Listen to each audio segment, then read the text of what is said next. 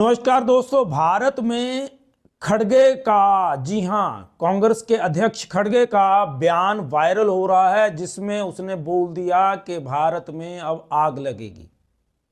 ये बहुत खतरनाक मेंटेलिटी है। इसके बारे में हमने आपको पहले भी बताया था कि जॉर्ज सोरोस का पैसा बहुत समय से है। उधर जो बाइडन के कई ऐसे मैसेंजर्स हैं, वो लगातार विजिट करते रहे हैं और भारत का अगला 1 महीना बड़ा खतरनाक होगा। आप हैरान हो जाएंगे कि मैं ऐसा क्यों बोल रहा हूं।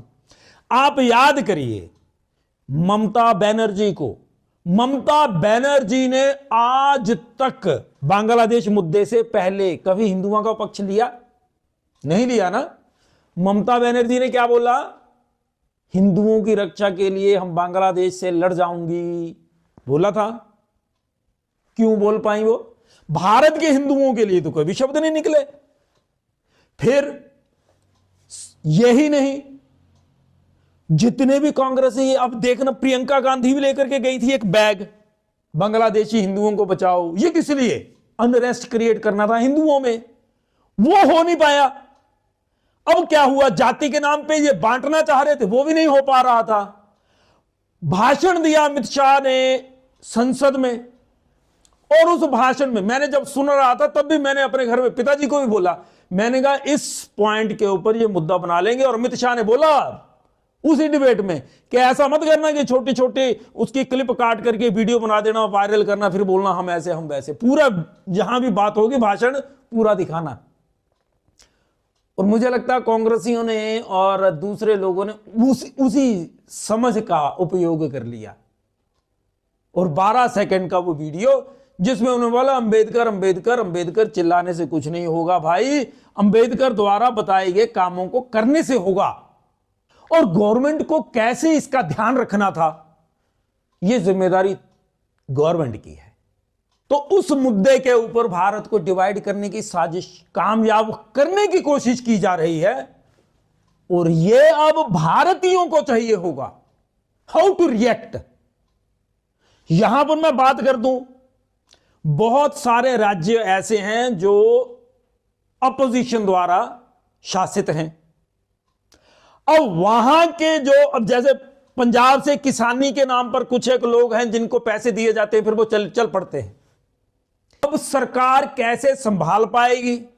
और अगर जनता की समझ विकसित हो चुकी है तो उनको समझना होगा कि देश के लिए और उनके बच्चों के लिए, परिवार के लिए क्या सही है। किसी भी राजनीतिक दल ने अंबेडकर साहब की वो लाइन, शिक्षा शेरनी का दूध है, इसकी तरफ कभी ध्यान नहीं दिया।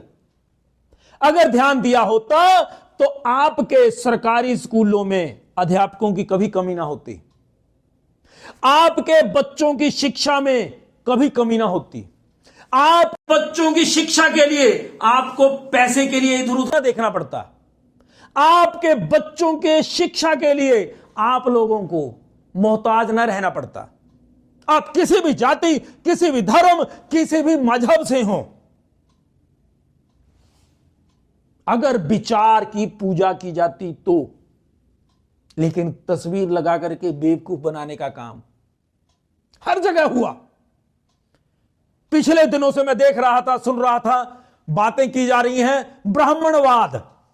क्या है ब्राह्मणवाद? अगर इतने ही ज्यादा ब्राह्मणों के खिलाफ हो तुम्हारा विचार, छोड़ो ना मंदिर। क्यों कब्जाए हुए? किस मनुस्मृति में लिखा है कि मंदिरों के ऊपर सरकार का कब्जा हो? बताओ, कहां लिखा है कि मंदिरों के ऊपर सरकार का कब्जा होना चाहिए, बाकी सब धर्मों के लोगों को उनके जो सेवा और प्रार्थना के स्थान है उनके ऊपर कोई गवर्नमेंट का अधिकार नहीं होगा? कहां लिखा है ये? धर्मनिरपेक्षता इसे बोलते हैं। ये कौन से संविधान में, किस मनुस्मृति में लिखा है ऐसा? बताइए। लेकिन हाउ टू डिवाइड। अब ब्राह्मणवाद के ऊपर मैं आपको बता देता हूं हुआ क्या है। कश्मीर से भगाए गए या मार दिए गए ब्राह्मण, और फिर कश्मीर किन के कब्जे में चला गया? वहां पे क्या हुआ? पंजाब में भी यही हुआ।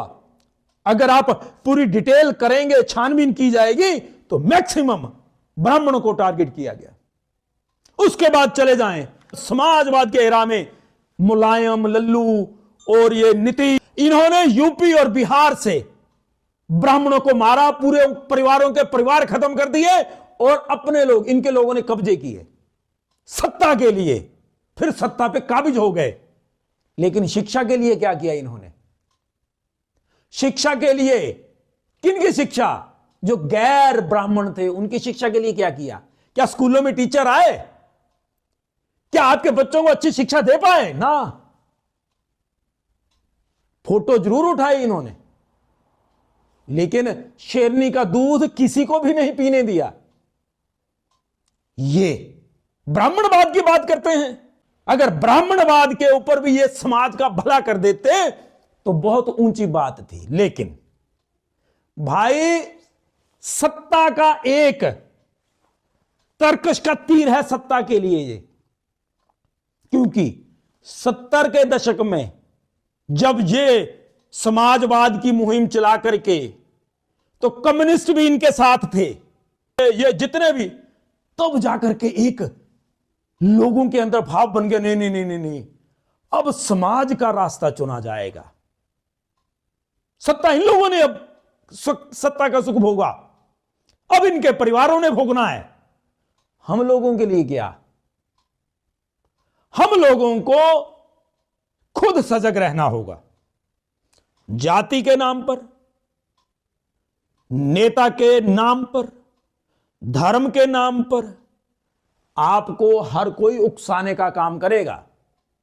अब देखना आपने है कि आपको ये देश चाहिए, ये समाज चाहिए, अपने बच्चों का भविष्य चाहिए, या फिर सीरिया बनना है, बांग्लादेश बनना है। अब बांग्लादेश की बात सुन लो। बांग्लादेश में अब एक नई दर्द उठ रही है उनको। म्यांमार में रेबल्स थे, अराकान रेबल्स बोला जाता है, अराकान आतंकवादी भी बोल देते हैं उनको। उनकी अलग से आर्मी है। म्यांमार के बॉर्डर पे जो बांग्लादेश के साथ लगता हिस्सा है, वही एक जमीनी हिस्सा था जो भारत से अलग था। वहां पर उनकी एक आर्मी है, बुद्धिस्ट उसमें ज्यादा है, चाइना स्पॉन्सर करता रहा है उनको। अब उन्होंने जो म्यांमार में उस बॉर्डर के ऊपर रोहिंग्या आतंकवादी थे, उनको उन्होंने मारना और भगाना शुरू कर दिया। बांग्लादेश के आतंकवादी वहीं चल रही थी शिविर उनको भारत में भेज देते हैं ना फिर। अब ये जो यूनुस साहब उनके प्रधानमंत्री हैं, वो भी उस संगठन से संबंधित हैं। आजकल गए हुए हैं वो एक मीटिंग में, मुस्लिम देशों की मीटिंग है कहीं, वो हो सकता है मुस्लिम ब्रदरहुड से बात भी करेंगे कि भारत को बोलिए, क्योंकि भारत ने अब उनका टेंटुआ दबा दिया है, बिजली की सप्लाई आधी कर दी है, और उसके बाद से जो कपड़े का उनका व्यापार था लगभग खत्म समझिए उसको, और भी बहुत सारी चीजें हैं। लेकिन एक बात मैं आज आपको फिर से बता रहा हूं, जिस तरह से चाइना और अमेरिका और रशिया, फिर भारत क्यों नहीं, लेकिन 3 देश बहुत इंटरेस्टेड हैं बांग्लादेश में, और खास करके चिटगांव का जो बंदरगाह है, चिटगांव का एरिया है, उसके ऊपर सबकी नजर है। कारण क्या है कि वो ऐसी बंदरगाह है जो पूरे विश्व को जोड़ती है और व्यापार का बहुत बड़ा केंद्र बन सकता है वो एरिया। और अमेरिका की नजर इसलिए उस पर है क्योंकि अमेरिका चाहता था कि बांग्लादेश में मुझे एंट्री मिल जाए। शेख हसीना की सरकार ने नहीं अलाउ करा, तख्ता पलट हुआ। उधर चाइना की नजर काफी सालों से है, लेकिन अभी चाइना चुप था, मौके का इंतजार कर रहे हैं वो, हाउ टू व्हेन टू। जबकि ये जो अराकान प्रदेश है उसके जो लोग हैं, जो सैनिक हैं, जो अलग से आर्मी है उनकी, वो चाहते हैं म्यांमार के साथ मिलना और उनको रिकॉग्निशन मिल जाए, लेकिन अभी उनको म्यांमार में आतंकी ही कहा जाता है।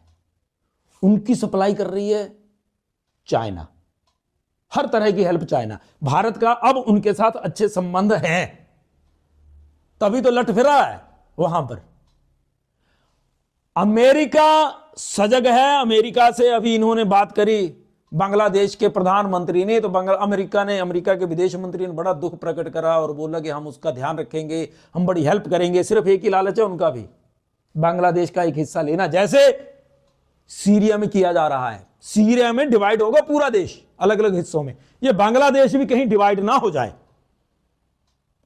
उस समय तो बहुत ज्यादा कर दी हल्ला गुजारी, लेकिन अब चल नहीं रहा कुछ भी। वापस आते हैं हम लोग। अमेरिका इस समय ऐसी स्थिति में पहुंच गया है कि डोनाल्ड ट्रंप जल्दी ही वहां का राष्ट्रपति का पद संभालेगा, लेकिन जो बाइडेन अधमरे सांप की तरह है, मैं साफ बता दूं, वो किसी भी हद तक जाएगा। और जॉर्ज सोरस, इटली के प्रधानमंत्री ने भी यही शब्द बोले जो मैं बोल रहा हूं जॉर्ज सोरस के बारे में। हां, भारत के कई बड़े बड़े नेताओं के ननिहाल हैं इटली में। इटली के नेता भी जानते हैं जॉर्ज सोरस के बारे में। जॉर्ज सोरस का पैसा इस समय भारत के बहुत सारे घरानों में घूम रहा है। और साधारण जनता से मेरी प्रार्थना है, आप सजग रहें, आप एकजुट भी रहें। आपको डिवाइड करके मरवाने का चांस करेंगे, कोशिश करेंगे ये लोग, क्योंकि सत्ता चाहिए इनको। 70 का दशक, 80 का दशक देख लीजिए, समाजवाद के नाम पर और ब्राह्मणवाद के खिलाफ।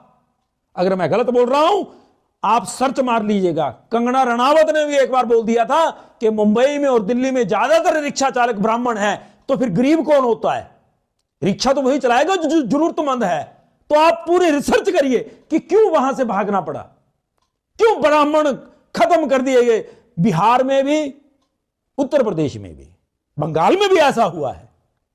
भाई, जहां जहां ब्राह्मण घटा है वहां हिंदू भी घटे हैं और वहां विधर्मी बढ़े हैं। यह सच है।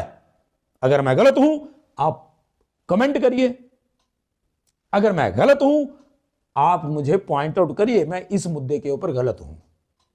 लेकिन आपका सहयोग बहुत जरूरी है। जय हिंद, जय भारत।